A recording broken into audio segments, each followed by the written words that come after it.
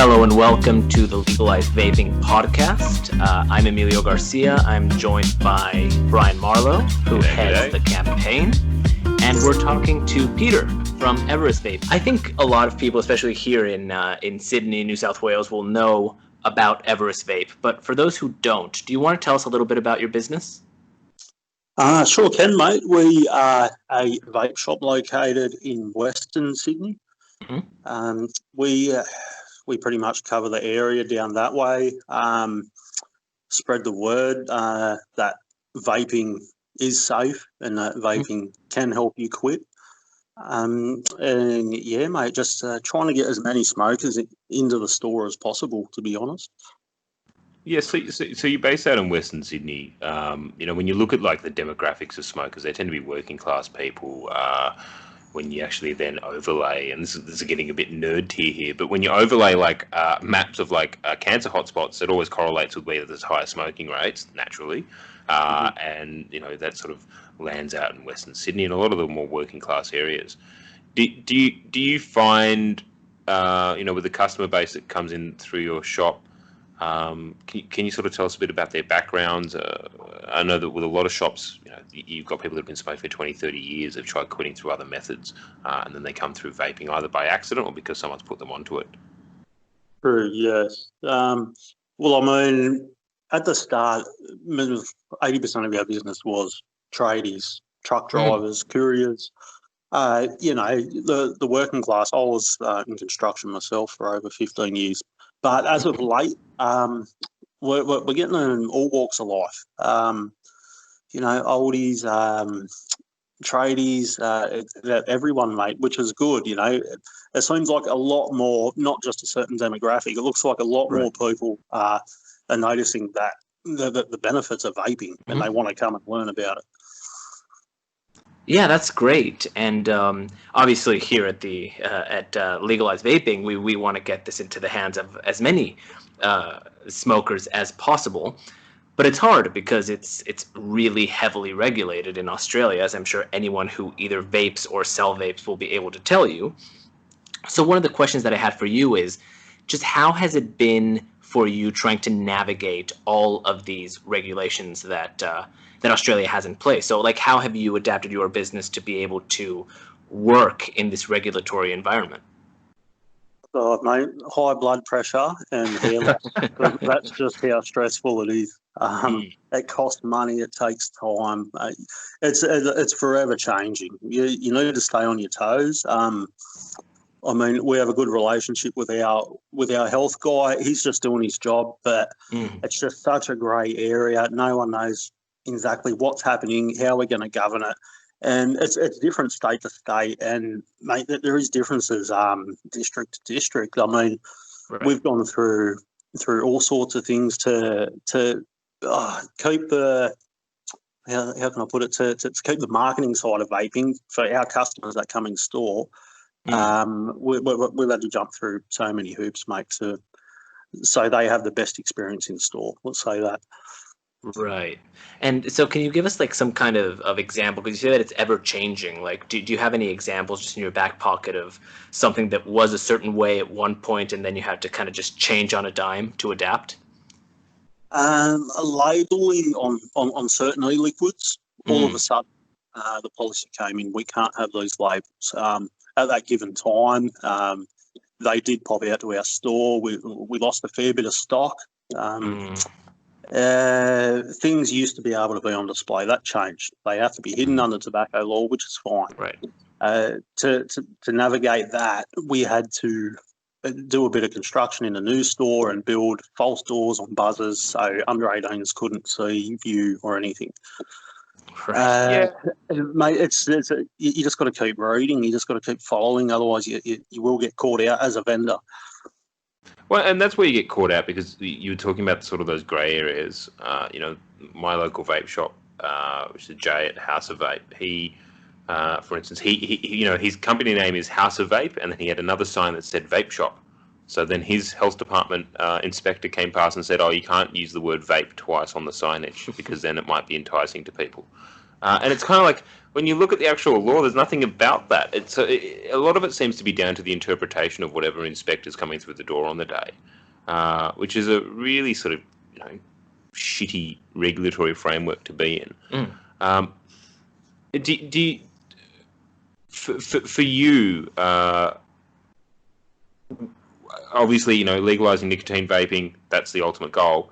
But with your day-to-day management, like, what are some of the things government could do right now that would help your business run more smoothly, so you don't have to deal with that grey area bullshit? A definitive legislation for advertising, promoting, signage that would be Australia-wide, not just per district. And nicotine, mate, nicotine. I mean, so many people are deterred by the process they have to go through to get nicotine. And when people decide to quit, they decide to quit and they want to do it there and then. And you can see in their eyes how deterred they are by the process they have to go through right now to use nicotine in a vape. Do you get customers that come in, they want to get a starter kit, so they're clearly trying to quit smoking, they're really eager and they want to get started, and then you say, yep, no worries, but to get your nicotine is going to take, call it 3-4 days realistically, and you need to get it online, you need to get it from a company that you don't really know, and go through that process. Do you get people that just go, oh, too hard, and then just, leave it at that? Definitely, Brian. I think rough figures, I'd say 1 in 6 probably do that. They turn around and go, okay, I'll come back. And you just don't see them again, mate. Yeah. And, they're still smoking. They're still spending $40 a pack. And it kills you. It does kill you because they could just be doing it such a better way, Yeah, exactly. And this is the thing that I don't think regulators really understand, is that they're creating this barrier to entry. And they're going, oh, well, but people can buy these products if they want to. They just get them online. It's like, well, if 1 in 6, so if close to 20% of them are walking in and going, oh, it's too hard. Well, that's a lot of people that could be giving up smoking that aren't. It's frustrating to see. And then on the other hand, you have the naysayers. I still have people who do come in store. They're not quite sure. They want to know more about it. And they've heard bad things. They've heard, it's worse for you than smoke. It's where it causes popcorn lung, causes this, causes that. And you try and explain to them that that's not the case. It's false media. So right.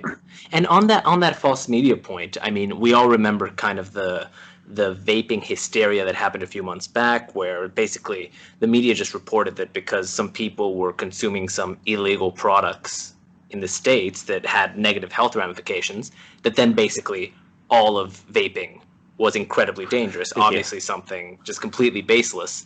But I can imagine that having the media cycle the way it was would have affected your ability to sell those vapes. So what was the impact for you when all that media hysteria was happening? That was about 40% drop in business. It was not just me. I think a lot of vendors, a lot of the other guys I talked to as well, we all got affected by that. Especially the outlets, the media outlets in Australia that promoted the news coming from the States. With no research, no facts, no nothing. They just jumped on the States bandwagon, and it did affect a lot of small businesses. And I mean, small business in Australia is 60% of business, Well, and they didn't correct the record, right? So at least in America, I mean, I remember when this was happening back in August, our organisation and ATHRA were both saying, yeah, we've looked at this. It looks like it's probably THC products, but specifically street-bought THC products that have been cut up with, different oils and whatnot. And at that time, I remember there was a current affair piece, and then they had a doctor who turned out to be like a foot doctor, not even not even like a medical doctor that would be a GP. Yes. Saying that, well, I'd like to see what they're basing this on, and it's like a month later, confirmed by like the CDC, so the Center for Disease Control. Yeah, it was THC oils and whatnot. But then that record got corrected in America. So then the media went out and was like, oh, CDC says it was because of X, Y, and Z. So you kind of had the pendulum swing the other way with vaping back over in the States. But here, journalists basically got to say vaping kills, and it's worse for you than smoking, and it's killed a bunch of people in America, and then that was it. And when we tried to then correct the record and say, no, that's wrong, and here's everything that says why you're wrong, it was, okay, cool, thanks. Or rather, like, it's not a very sexy story. We'll just leave it. Yeah, admitting we were wrong, why would we do that? We joke about it now, but the end result is that business owners got screwed. Mm-hmm. Yeah, mate. And I did follow that closely, and the only recourse I seen from them statements was from LVA, Legalise Vaping Australia. But let's be honest, I mean, a lot of other outlets have a lot more reach, so they're giving people the wrong information, mate. And to backtrack to the foot doctor letting us know about vaping, I mean, that's like letting a dentist paint your house. You're not going to get a good job, and you're not going to get the right information, are you? Yeah, well, exactly. It's like, I got a problem with my gearbox, so I'm going to head down and see the dentist. Exactly. Okay. Yeah. Good luck driving home. Yeah, exactly. Yeah, but the sad part of it is obviously that this is affecting. It's not just the ability of small businesses to make an honest living, which is obviously a tragedy, but it's also the ability of smokers to quit a product that is likely to kill them if they don't quit. And so, I mean, I was just going to ask you kind of a personal question, which is like, just in your daily life, when you tell people what you do, and just like, hey, like I have a vape shop. Do you ever get some like raised eyebrows? Like, why would you do something so terrible to humanity? Do you get the oh, you're just a big tobacco ploy? Everest vape is part of the conspiracy. Exactly. I've had family parts side of the family. It's worse for you than smoking. I have strangers tell me it's worse for me. I don't push them. If it's up to them what they want to believe. But I do remind them. You might have a sister or in-laws, mother, father, grandfather, who just can't quite quit. And I'll let them know vaping can save their life. So I think the naysayers, they've got their opinion, but they need to remember that. I mean, if they've got a brother or whatnot that quits, that smokes and just can't quite quit, I mean, vaping can do that for them. And I think people need to realise that. Absolutely. And I think that sort of goes to a broader point, which is, sure, within the vaping community, legalised vaping's relatively well known. And, we appreciate all the support that we get from all the vapors around Australia and all the vape vendors that help our campaign. But our next stage is trying to talk to, there's let's say 300,000 or 400,000 vapors in Australia. There's 2.8 million smokers. And most smokers I talk to, they're always quitting. Every smoker you ever talk to, they're quitting or they're going to quit, and they're just dealing with some stuff at the moment. But next week they're going to start quitting. Next week it's going to have. I was one of them, Brian. Mate, I'm like that with dieting. Next week I'm going to stop eating fucking burgers. But it's one of these things where like the next stage for our campaign is trying to communicate to those people, and one of the things that we're going to start pushing out to the vaping community is you guys vape, and that's great.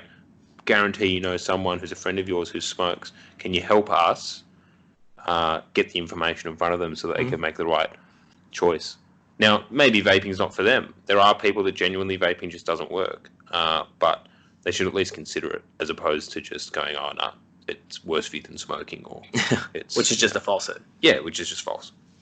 Which I think with smokers, I mean, I think we all know they'll use any excuse to fall off the bandwagon and start smoking. Mm-hmm. So as soon as a media outlet says something even slightly negative about vaping, that's just a point for them to go, okay, no, it's bad for me. I'm going to go buy a pack of Winfield. And that's it, mate. That's all it takes, which makes it really, really hard to try and get them off the cigarettes because they're getting all this false information. Yeah, and they get, but also they can go and get the pack of Winnies at Coles or at a Servo, or basically on every corner store. So again, that comes back to the barrier of entry that we're talking about. So maybe they go, oh, I'm going to go back to cigarettes. But then if at a later point, let's say they've chucked their vape away and they want to get back on the bandwagon, well, then there's that barrier to entry all over again. And that's what we need to try and cut through. Yeah, absolutely. Well, I think we're gonna leave it there. Peter, thank you really a lot for taking the time to speak to us and to let us know a little bit more about your business and how we can better help vape shop owners like yourself to have a prosperous business. So I really appreciate it. Thank you, Brian, also for being here. And to everyone listening, we'll see you next time. Thanks, guys. Support legalised vape. Agreed. Thanks, mate.